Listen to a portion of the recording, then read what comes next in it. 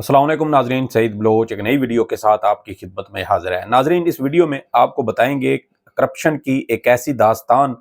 जिसको सुनकर ना सिर्फ इंसान कानों को हाथ लगाने पर मजबूर होता है, बल्कि यहाँ आपको निज़ाम इंसाफ के दोहरे मेयार का भी खुलकर अदराक हो जाता है। ये मामला है 500 अरब रुपए की करप्शन का, और इसमें दिलचस्प चीज़ ये है कि चैट जीपीटी से एक रिपोर्ट तैयार की गई जो वफाकी हुकूमत को 10 करोड़ रुपए में पड़ी। और इसमें भी हैरानी ये है कि इसमें अभी तक कोई पकड़ धकड़ नहीं हुई, और इसका इमरान खान के साथ क्या मवाजना बनता है, क्या इसका ताल्लुक बनता है, उसके साथ ये तफसीलात आपके साथ शेयर करूंगा। इसके अलावा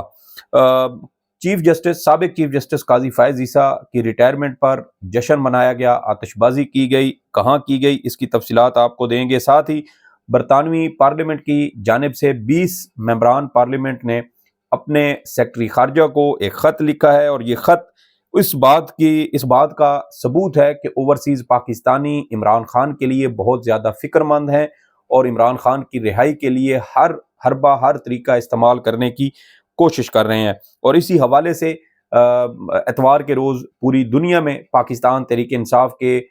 हामियों ने रैलियाँ निकाली, जुलूस निकाले। इसकी भी तफसीलात आपके साथ शेयर करेंगे। तो आगाज़ करते हैं कि नीलम जहलम प्रोजेक्ट आपने सुना होगा। पीपल्स पार्टी और मुस्लिम लीग नून के दौर में ये मंसूबा शुरू हुआ, और तकरीबन 500 अरब रुपए की लागत से ये मंसूबा पाया तकमील तक पहुंचा। लेकिन हैरानी की बात यह है कि जो टनल बनाई गई थी वो जब इस प्रोजेक्ट का इफ्तिताह किया गया तो उसके 1 साल के अंदर अंदर वो टनल बैठ गई, और आज तकरीबन कोई 10-12 साल हो चुके हैं और ताहाल वो मंसूबा आगे नहीं बढ़ सका। बल्कि अब मजीद ये कहा जा रहा है कि एक नई टनल बनानी पड़ेगी, और उस टनल पर भी 200 से 300 अरब रुपए एक्स्ट्रा उसकी लागत आ सकती है। एक और तरीकाकार ये भी है, बताया जाता है कि इसमें एक जो मौजूदा टनल है उसको रिपेयर किया जा सकता है, लेकिन उस पर भी कम अज़ कम 20 अरब रुपए की लागत आएगी। और वापडा के हुकाम इस हवाले से अजीबो गरीब कशमकश का शिकार हैं, बल्कि यूं कहना चाहिए कि वो इस हवाले से कोई मुस्बत राय नहीं रखते कि जिस टनल को रिपेयर किया जाएगा वो 6 साल से ज़्यादा मजीद निकाल सकती है। यानी 20 अरब रुपए लगा के सारी मेहनत, सारा टाइम बर्बाद करके 6 साल के बाद इस बात का कभी इम्कान है कि वो टनल दोबारा बैठ जाएगी। ये टनल किसके दौर में, जैसे मैंने कहा, बनी, इसके ऊपर जितनी लागत आई,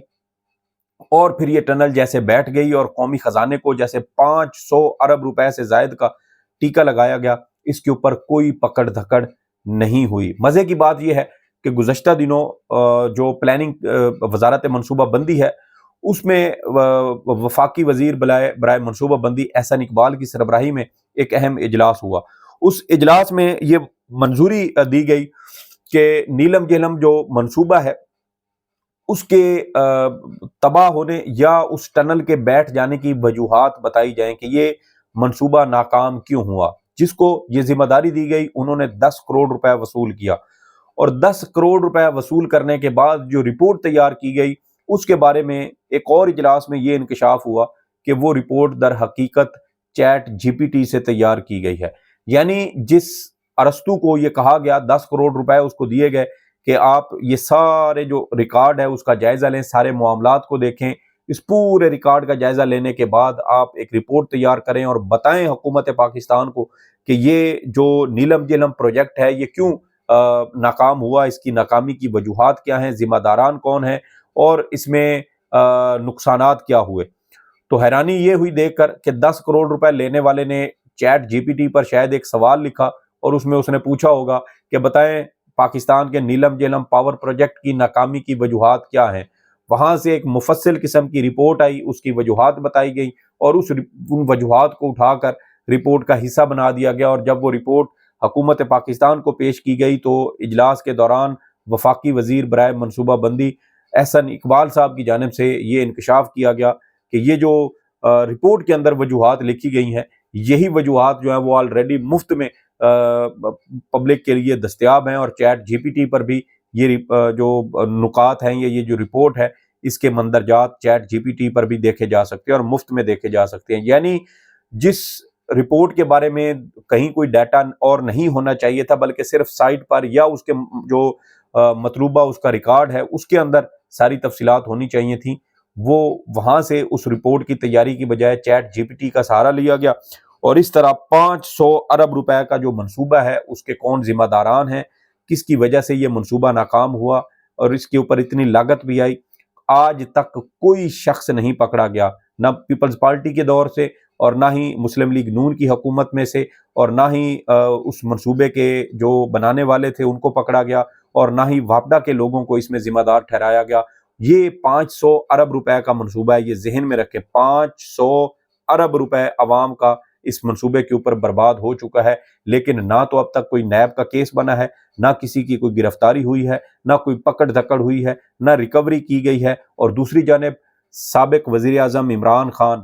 30,000 روپے کے ڈنر سیٹ کی وجہ سے اڈیالہ جیل میں توشہ خانہ کا کیس بھگت رہا ہے۔ آپ اندازہ کریں اس نظام کا، اس بدبودار نظام کا، کہ 500 ارب روپے عوام کے ڈکار گئے، کوئی پوچھنے والا نہیں ہے، ایک گرفتاری تک نہیں ہوئی، آج تک اس منصوبے کی وجوہات تک نہیں پتہ چل سکی، اور جس شخص کو وجوہات جاننے کے لیے رپورٹ تیار کرنے کی ذمہ داری دی گئی، اس نے 10 کروڑ روپے لے کے چیٹ جی پی ٹی سے رپورٹ تیار کر کے ڈاؤن لوڈ کر کے بنا کے وہ حکومت کے منہ پہ دے ماری، اور وہاں پر یہ انکشاف ہوا کہ یہ چیٹ جی پی ٹی سے تیار کی گئی ہے۔ تو یہ مسخرہ پن اس ملک کے ساتھ، اس ریاست کے ساتھ، اس عوام کے ساتھ ہو رہا ہے۔ اور دوسری جانب سابق وزیر اعظم عمران خان، جس کے پاس وہ ڈنر سیٹ بھی گھر میں موجود ہے، وہ جو ہار جس کے بارے میں کہا گیا کہ یہ 3 ارب روپے میں بیچا گیا، وہ ہار بھی اس کے پاس موجود ہے، لیکن اس کے باوجود اس کے خلاف یہ جعلی بھونڈا کیس بنایا گیا ہے اور اس کو جیل میں رکھا گیا ہے، اس کی اہلیہ کو 264 روز تک جیل میں رکھا گیا، اور کسی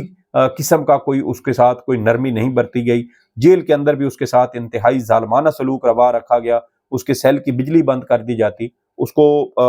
واک کرنے سے روک دیا جاتا، کسی قسم کی کوئی سہولت نہ دی جاتی۔ ایک ایسے سیل کی تصاویر ہم پہلے ہی آپ تک شیئر کر چکے ہیں کہ 7 فٹ ضرب 8 فٹ کا وہ سیل ہے، جس کے اندر باتھ روم موجود ہے، وہیں عمران خان کا بستر ہے، وہیں ٹیبل ہے، وہیں کتابیں پڑھی ہیں، وہیں ایئر کولر موجود ہے، اور وہیں آپ کو کھونٹی کے اوپر دیوار پر آپ کو عمران خان کے کپڑے لٹکتے ہوئے نظر آتے ہیں۔ تو یہ حالت ہے جہاں ایک سابق وزیر اعظم کو رکھا گیا ہے، کیوں؟ صرف 30,000 روپے کے ایک ڈنر سیٹ کی وجہ سے جو اس نے توشہ خانہ سے لیا تھا، جس کے بارے میں وہ یہ کہتا ہے کہ وہ چیزیں بھی ساری ہمارے پاس گھر میں موجود ہیں۔ تو یہ اس ریاست کا، اس نظام کا یہ ایک مکروہ چہرہ ہے جو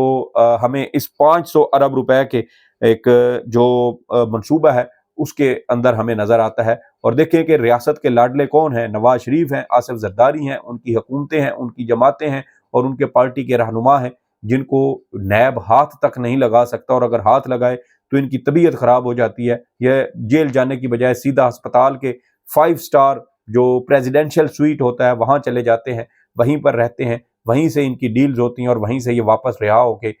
میدان سیاست میں آ جاتے ہیں، اور ان سے کوئی عدالت آج تک سوال جواب کرنے کی جرت نہیں کر سکی۔ ان کے خلاف ثبوت ریاستی ادارے خود مٹا دیتے ہیں، اور ان کے خلاف کیس بنانے والے عدالتوں میں جا کر کہتے ہیں کہ ہمارے پاس شواہد نہیں ہے، جیسا کہ نواز شریف کے کیس میں ہو چکا ہے۔ تو یہ اس ملک کے ساتھ، اس قوم کے ساتھ ظلم کیا جا رہا ہے۔ دوسری جانب قاضی فائز عیسیٰ کی ریٹائرمنٹ کے بعد عوام نے سکھ کا سانس لیا ہے، خاص طور پر پاکستان تحریک انصاف کے لوگوں نے سکھ کا سانس لیا، اور اسی حوالے سے انٹرنیشنل اسلامک یونیورسٹی میں طلباء کی جانب سے قاضی فائز عیسیٰ کی ریٹائرمنٹ کے بعد، اس سے جان چھوٹنے کے بعد آتش بازی کی گئی، اور اس کے حوالے سے باقاعدہ ویڈیوز بھی سامنے آ چکی ہیں کہ اسٹوڈنٹس کی جانب سے اس ملک سے قاضی فائز عیسیٰ نام کی نحوست چھٹنے کے بعد جو ہے وہ خوشیاں منائی جا رہی ہیں، اور قاضی فائز عیسیٰ کے 13 ماہ بطور چیف جسٹس پاکستان کی سیاسی، جمہوری اور عدالتی تاریخ کا ایک ایسا سیاہ دور ہوگا جس کے بارے میں شاید لوگ لکھنا بھی پسند نہیں کریں گے، کیونکہ اتنا یہ تباہ کن دور قاضی فائز عیسیٰ کا گزرا ہے، جس میں آئین کے اور بنیادی حقوق کے ضامن اور محافظ نے خود بنیادی حقوق اور آئین کا قتل عام کیا، اور نہ صرف ایک بار کیا بلکہ بار بار کیا، اور پھر سپریم کورٹ کے اندر ہی ایک احاطے کے اندر ایک مقبرہ بنایا، اور وہاں جانے سے پہلے تمام انسانی حقوق اور آئین پاکستان سمیت پوری سپریم کورٹ کو بھی وہاں زندہ درگور کر کے گیا، اپنے ساتھی ججز کو بھی وہیں دفنانے کی کوشش کی، لیکن جاتے جاتے جسٹس منصور علی شاہ نے اس کو ایسا آئینہ دکھایا کہ اس کے چہرے کی رنگت تک اڑ چکی تھی۔ بہرحال اب قاضی فائز عیسیٰ سے اس ملک کا، اس عوام کی جان چھوٹ چکی ہے، اور انشاءاللہ امید کرتے ہیں کہ آنے والے دنوں میں اہم پیش رفت جو ہے وہ دیکھنے کو ملے گی۔ اس کے علاوہ سپریم کورٹ آف پاکستان میں آج ایک اہم کیس کی اہم اجلاس ہے، وہ ہے سپریم کورٹ آف پاکستان کا فل کورٹ اجلاس، جو انتظامی سائڈ پہ چیف جسٹس یحییٰ افریدی کی سربراہی میں سپریم کورٹ کے جج صاحبان جو ہیں وہ اس میں شرکت کریں گے، اور اس اجلاس میں اہم فیصلے لیے جائیں گے سپریم کورٹ کے انتظامی امور سمیت پریکٹس اینڈ پروسیجر قانون اور دیگر اہم معاملات جو لائیو سٹریمنگ سے متعلق بھی ہیں۔ اس کے علاوہ دیگر سپریم کورٹ رولز میں ترامیم کے حوالے سے بھی اہم پیش رفت اور مشاورت جو ہے وہ اس اجلاس میں کی جائے گی۔ اس حوالے سے جو بھی اہم پیش رفت ہوں گی وہ بھی آج ہم جو تفصیلات سامنے آئیں گی آپ کے ساتھ شیئر کریں گے۔ اس کے علاوہ برطانیہ کے 20 ممبر پارلیمان کی جانب سے ایک خط جو ہے وہ لکھا گیا ہے اپنے سیکرٹری خارجہ کو، اور اس خط میں اس بات کا مطالبہ کیا گیا ہے کہ سابق وزیر اعظم عمران خان کو جیل کے اندر ان کے ساتھ انتہائی ظالمانہ اور ناروا سلوک کیا جا رہا ہے، اور عمران خان کی صحت اور ان کی زندگی کے حوالے سے شدید خدشات اور تحفظات موجود ہیں، اور سیکرٹری خارجہ اس حوالے سے پاکستانی حکومت سے رابطہ کر کے عمران خان کی جلد رہائی اور ان کی صحت اور زندگی کے حوالے سے جو ہے وہ تفصیلات ارکان پارلیمان کو جو ہے وہ ان کے ساتھ شیئر کریں۔ اور اس سے پہلے آپ یہ دیکھیں کہ برطانیہ کی جو امریکی کانگریس ہے وہاں سے قرارداد منظور ہو چکی، پھر 2 ارکان کانگریس کی جانب سے خط لکھا گیا امریکی انتظامیہ کو۔ اس کے بعد گزشتہ دنوں ہم نے یہ خبر بھی دی کہ 60 مزید ارکان کانگریس نے اپنی جو بائیڈن حکومت ہے اس کو خط لکھا ہے، اور اس میں ایک بار پھر عمران خان کی زندگی اور صحت کے حوالے سے شدید تحفظات کا اظہار کرتے ہوئے اس حوالے سے باقاعدہ ارکان کانگریس کو آگاہ کرنے کا بھی مطالبہ کیا ہے۔ اس کے علاوہ اب برطانیہ کی پارلیمنٹ کی جانب سے یہ اہم پیش رفت آئی ہے، اور اس کے ساتھ ساتھ آپ دیکھیں کہ اتوار کے روز پاکستان تحریک انصاف کے دنیا بھر میں موجود اوورسیز پاکستانی حامیوں کی جانب سے ریلیاں نکالی گئیں، جلسے جلوس کیے گئے، اور پرامن اور بڑی تعداد میں پاکستانیوں نے ان ریلیوں میں شرکت کی۔ اور جب سے نواز شریف صاحب واپس لندن پہنچے ہیں، ایک بار پھر برطانیہ میں موجود پاکستانیوں نے ان کے گھر کے باہر ڈیرے لگا لیے ہیں، اور اس کے فوری بعد آپ دیکھیں کہ شایان بھی پہنچ چکے ہیں ایون فیلڈ اپارٹمنٹ کے باہر، اور ایک بار پھر نواز شریف کی لندن کی جائیدادوں کے باہر اوورسیز پاکستانیوں کی جانب سے باقاعدہ احتجاج کا اعلان کیا جا چکا ہے۔ اس سے پہلے ہفتے کی رات ایک ویڈیو میں آپ کو بتایا تھا کہ نواز شریف صاحب جب لندن پہنچے تھے تو ان کا کس انداز میں جو ہے وہ ان کا استقبال کیا گیا، وہاں شیم شیم کے نعرے لگائے گئے، اور ایک بار پھر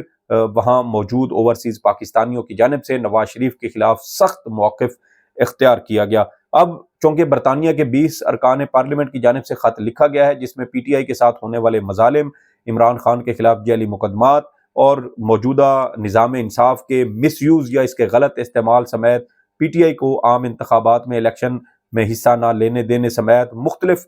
دیگر جو عوامل ہیں، پی ٹی آئی پر پابندی کا معاملہ ہو، ان کے رہنماؤں اور ان کی گرفتاریوں کا معاملہ ہو، یا سیاسی سرگرمیوں کا معاملہ ہو، تمام اہم جو معاملات ہیں، نکات ہیں، اس کو اس خط کا حصہ بنایا گیا ہے۔ 2 صفحات پر مشتمل یہ خط ہے جو 20 اراکین برطانوی پارلیمنٹ کی جانب سے یہ لکھا گیا ہے، اور یہ کوئی معمولی بات نہیں ہے۔ اس خط کے معاملے پر زلفی بخاری اور پاکستان تحریک انصاف کی خاتون رہنما مہر بانو قریشی برطانیہ کا دورہ کر چکے ہیں، جہاں 20 اراکین پارلیمنٹ جس کے اندر مختلف جو برطانوی پارلیمانی سیاسی جماعتیں ہیں ان کے نمائندے موجود تھے، وہاں ان کو بریفنگ دی گئی تھی، اور اس کے بعد یہ ایک توقع کی جا رہی تھی کہ پاکستان تحریک انصاف امریکہ کے بعد اب برطانیہ میں بھی اہم جو سفارتی کوششیں ہیں وہ کر رہی ہے، اور اس حوالے سے اہم کامیابیاں ملنے کا امکان ہے، اور اب 20 اراکین پارلیمنٹ کی جانب سے یہ خط لکھنا کوئی معمولی بات نہیں ہے۔ دنیا بھر سے اب آہستہ آہستہ عمران خان اور ان کی سیاسی جماعت کے ساتھ ہونے والے مظالم پر باقاعدہ کوششوں کا آغاز کر دیا گیا ہے۔ دیکھنا یہ ہے کہ اس حوالے سے آنے والے دنوں میں کیا پیش رفت ہوتی ہے، اور یقیناً یہ بات طے ہے کہ پاکستان کے اندر جو حکومت کی صورتحال ہے، گورننس کا جو ایک نظام ہے، وہ انتہائی ناکام اور بوسیدہ ہو چکا ہے، اور بنیادی انسانی حقوق کے تحفظ میں حکومت ناکام ہو چکی ہے، بلکہ عدالت کا جو سب سے بڑا سربراہ تھا قاضی فائز عیسیٰ، وہ خود ہی بنیادی حقوق اور آئین کا کے قتل عام کا ذمہ دار بن گیا، اپنے ہاتھوں سے بنیادی حقوق اور آئین کا متعدد بار اس کا جو ہے وہ قتل عام کیا، اور پھر ان سب کو سپریم کورٹ کے احاطے میں موجود مقبرے کے اندر دفن کر کے اس ملک سے فرار ہو گیا۔ بہرحال اب یہ اہم پیش رفت ہو رہی ہے برطانیہ کے اندر، پی ٹی آئی کے اوورسیز پاکستانی امریکہ کے ساتھ ساتھ اب برطانیہ اور یورپ میں بھی ایک بار پھر فعال کردار ادا کر رہے ہیں، اور ایک بار پھر ہمیں حکومت کے اوپر دباؤ بڑھتا ہوا نظر آ رہا ہے۔ دیکھنا یہ ہے کہ آنے والے دنوں میں اس حوالے سے کیا پیش رفت ہوتی ہیں۔ جو بھی اہم ڈیولپمنٹس ہوں گی آپ کے ساتھ شیئر کریں گے۔ سعید بلوچ کو اجازت دیں، اللہ حافظ۔